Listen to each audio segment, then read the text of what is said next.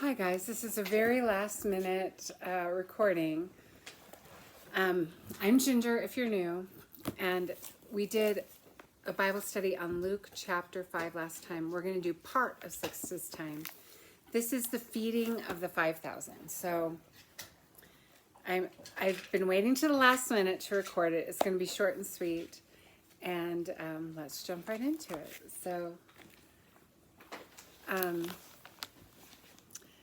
this is the only miracle that Jesus did that's recorded in all 4 Gospels, Matthew, Mark, Luke, and John. And we're going to read John's account of the feeding of the 5,000 this time. But I'll throw in things that have to do with the other Gospels too, because in reading all of them, you get a better picture. So let me go ahead and read it right quick for you. Today is Wednesday. Tomorrow's my last day of school before Thanksgiving break. And it was, like a good day and a busy day. And I had my department and the friends that I work with, we had a Friendsgiving and it was good. So I meant to do this last night, but I just didn't feel like it. So here we go. Okay, let me read this to you right quick.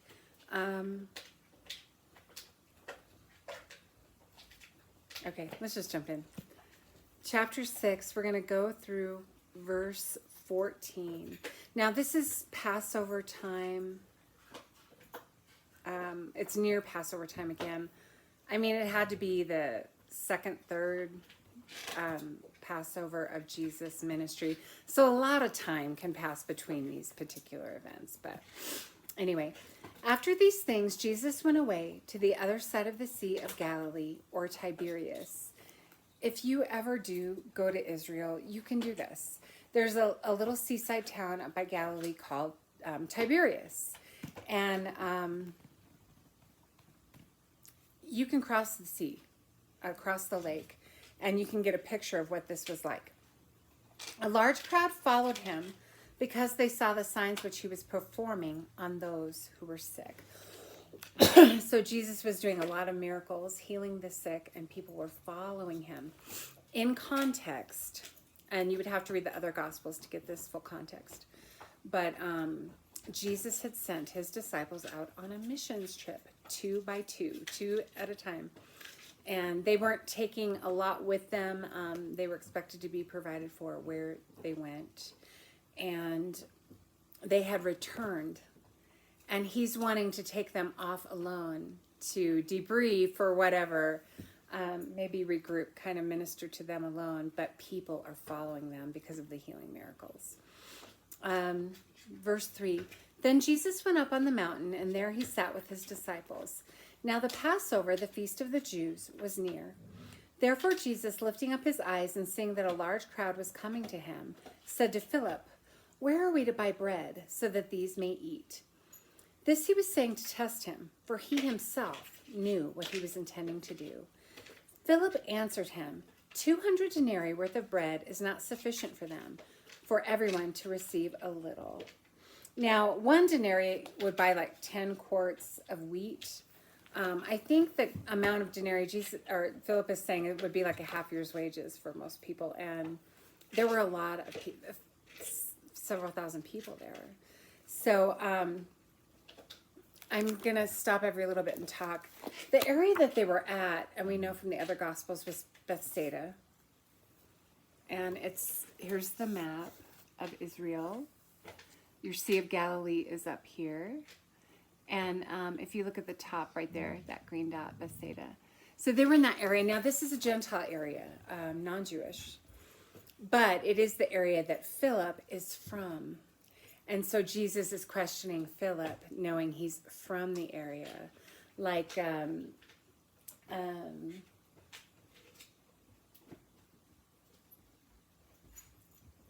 basically asking Philip, where do we buy bread around this area? You're from here. And Philip's like, we wouldn't have enough area to buy bread.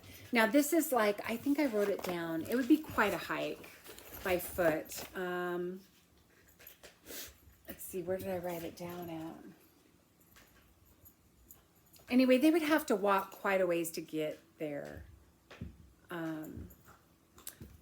By water, you could get there in 5 miles, but by foot, it would take you 10.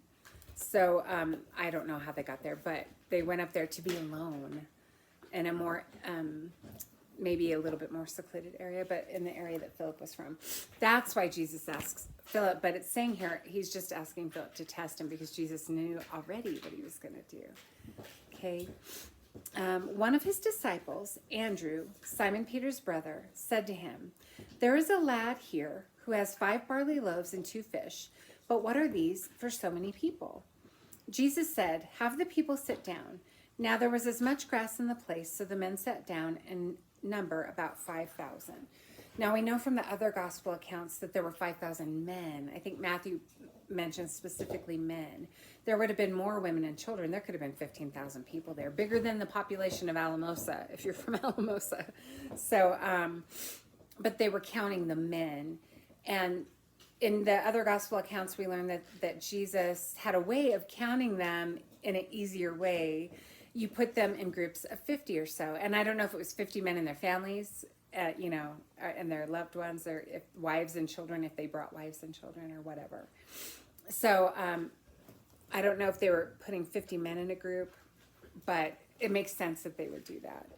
And then there were others as well. And so that made it a little bit easier to count, and also they were organized in that way. Jesus then took the loaves, and having given thanks, he distributed to those who were seated, likewise of the fish as much as they wanted. When they were filled, he said to his disciples, "Gather up the leftover fragments so that nothing will be lost." So they gathered them up and filled 12 baskets with fragments from the 5 barley loaves which were left over by those who had eaten. Therefore, when the people saw the sign which he had performed, they said, "This is truly the prophet who is to come into the world." So again, Jesus is proving his godhood here, and he's also training his disciples. This is a training miracle to teach them. Now, again, this is Gentile territory, so I don't know who all followed him, but there's just a lot of numbers involved, and I could have swore when I read Luke with you guys last couple years ago, we discussed this, and I looked at my notes from that, and I thought I discussed the numbers more, because we have 2 loaves and 5 fish, and I've heard people say, well, the 5 fish stand for the 5 books of the law, the Torah, and the 2 fish stand for the New Testament and the Old Testament. And I don't know. I do think all the numbers have significance because the Lord does everything in such incredible order. I do believe the 12 baskets left over is very significant. We have, Jacob had 12 sons, which became the 12 original tribes of Israel. There's the 12 tribes, there are 12 disciples. And so 12 is a very significant number in the Bible. And I wanted to read more about it, but I wasn't finding much as far as, the numbers involved. But our author points out that they're responsible for feeding the people. Now the disciples are feeding the people spiritually, but they can physically, but they can, when Jesus dies and rises again and ascends into heaven, they can feed the people spiritually too. They couldn't feed them of their own accord. They didn't have everything they needed. Jesus supernaturally multiplied what they had, and they gave what Jesus provided to them. Jesus gave to them, and they gave out. The boy, he took the boy's lunch and he provided for everyone there. So Jesus can take what we have and multiply it, whether it be spiritually or otherwise. Let's see.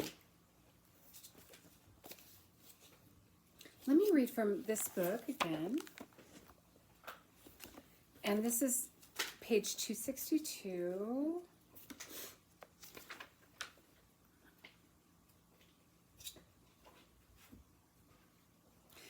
Jesus was trying to get away with his disciples. They had just come back from their missions trip. and he was trying to get time alone with them. But he was very stirred by these people that were following him. And so, like on page 263, it says Yeshua is Jesus. Yeshua continued to respond to specific personal needs.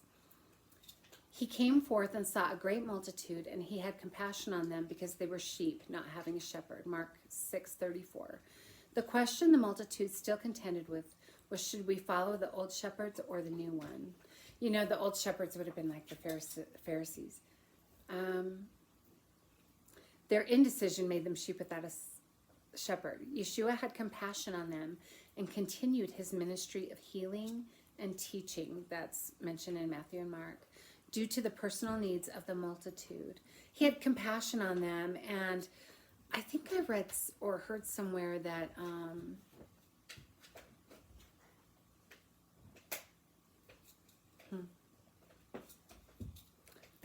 the Greek words there really are an intense compassion that he was feeling for them. So even though it would have been in his best interest and his disciples' best interest to get away, he had compassion on the people. And he provided for them so they wouldn't have to go away, right? So this might seem like, especially if it's a story you've heard before, it might seem like you just can gloss it over, but it's important to focus in on it because, you know, the Bible teaches us, and I don't know if it was after this miracle or the feeding of the 4,000, can't remember which, but the disciples were arguing about bread, and they weren't considering the miracle they had just seen of Jesus feeding a multitude like this. And Jesus said that they were hardening their hearts because they did not dwell on what Jesus had done and think about it and ponder it. They were hardening their hearts to it. So if we just become indifferent to something and don't think about it and don't, care about it, that's the same as hardening our heart to that thing. So I should have looked that up.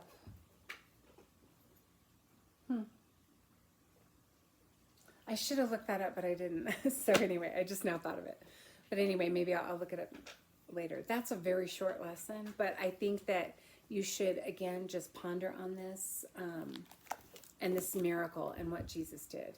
I mean, he took really one child's food and fed much more than 5,000 people because there were likely a lot of women and children there too. So anyway, I hope you have a great week. Next week is Thanksgiving week, but I'll finish. I'll probably do the rest of chapter 6 next week. I hope you have a great rest of your week, and I'll talk to you later.